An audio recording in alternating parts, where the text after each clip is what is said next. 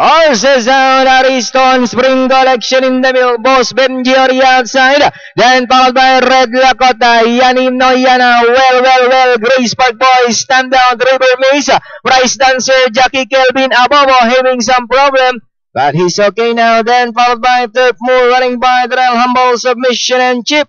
Keep Sosa is racing in there. Spring Collection takes the lead. Ariston is running by the second. Red Lakota in third. Boss Benji in fourth. Well, in fifth is Standard in six. Seven comes Yani Noyana, Oyster Perpetual, Bryce Dancer, Grace Park Boy, River Mesa, Chip Keep Sosa, Turf Moore, and Humble Submission. Spring Collection by only half palenga. Red Lakota now moving up on the outside second. Ariston in third. Boss Benji in fourth. Is stand out. Well, coming closer in fifth. Then followed by River Mischief. Keep Sosa. Spring Collection. Red Lakota. Boss Benji in third. Well, Chip Keep Sosa. Now we have Red Lakota.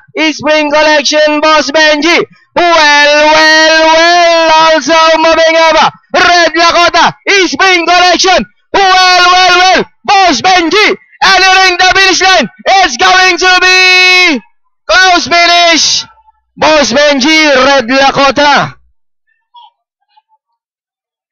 Sigaw na naman. Woo! Another exciting race down here in San Lazaro. Mukhang Red Lakota, inaabot ng Boss Benji sa meta. Sigawan, parating yung mga puro nila.